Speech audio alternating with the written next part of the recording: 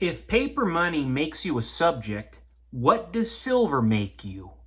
Good evening, folks, and welcome back to another episode of Silver Dad Knows. Remember, always live with no edits. If this is your first time here, hit that subscribe button now, as you're going to like what I'm about to say. So, just to begin this evening, I'm presenting to you right here a super cool piece. And here we have a Disney Fantasia coin from 2019. Truly an outstanding silver piece that depicts the beloved Mickey Mouse as the Sorcerer's Apprentice. This is actually the reverse of this coin. The iconic Fantasia film with Mickey pointing his star-filled hat and his finger upwards. The wizardry and wonder are shown as he whirls matter into existence, if you can see right there. Great detail. Awesome quality. Of course, we can never forget this beautiful verse. The contemporary effigy of Queen Elizabeth II by engraver Ian Rank Broadley. But look at that. Outstanding. This magnificent coin serves as an excellent gift as it contains one of the most easily recognizable and, outlasting characters ever created to adults and children alike. These are highly collectible, being offered with an extremely limited mintage of only 15,000 coins worldwide. So right now with the premiums on silver, to my understanding, the cheapest you can find this piece right now is about $59, $60 with free shipping. That is excellent if you really want to own this piece. And again, I get it. You're going to say, my goodness, I would never own that. I'm not woke. But I will say this is a beautiful silver piece. And this goes back to a different era of woke Disney. People are going to get on the comments and say, oh my gosh, Disney has been woke since its inception. And I'm not going to argue with that. But I will say things have gotten more out of control as of late. And back then, during the Fantasia era, it was certainly a better America. So I look at this as a vintage piece, a classic piece. And again, all the way around, quality. So if you want to get this for a gift, again, $60, that's not a bad premium for a coin. There's only 15,000 of them. And you have all these Disney freaks. Somebody will easily pay $100, $120, especially if they were at Disneyland or Disney World. They'd probably pay $200. Come on, let's not fool ourselves. Nobody blows more money than these Disney people. And before we go any further, folks, there's a quick shout out. This is to F37 Metal. Thanks, Silver Dad. Great video and awesome info. When the time comes that the dollar is totally finished, at least you can burn it to keep you warm for the night. Other than that, gold and silver are forever. Even if melted down, they're still gold and silver. Even if they're blown to bits, the tiny pieces fall back to earth to be collected and refined back into coins and bars. You rock. Awesome comment right there coming from F37 Metal. And truly love this subscriber. Always showing me support. And almost every single evening, if not every single evening, I always get beautiful comments from this individual. And that's why I want to take the time to actually shout them out. Much appreciated. And it's so true. Gold and silver are forever. Even if melted down, they're still gold and silver. You blow them into little bits and it all goes back to earth. You can't do that with this paper. You blow up the paper, you burn the paper. It's like he says, it's going to keep you warm at night. That's the best it's going to do for you. But gold and silver, you melt it, it's always going to go back to its original form. And that's the thing about gold and silver. It is God's money. Bitcoin is the people's money, and that's why Bitcoin is going up excessively.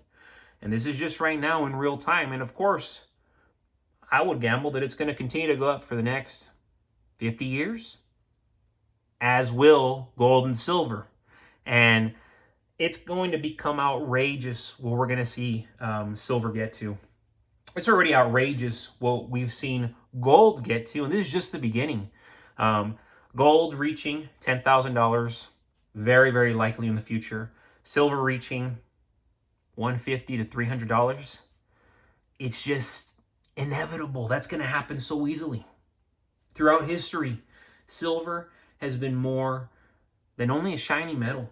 It has been the currency of kings, the store of wealth for empires, and the asset of choice for those who understood real money. And look at us. We're living in the future today, real time. We understand real money. While gold often gets the royal spotlight, silver has played an equally important role in global finance and also global trade. From ancient dynasties to modern economies, silver's utility, rarity, and intrinsic value have made it a timeless possession for the wise and the powerful.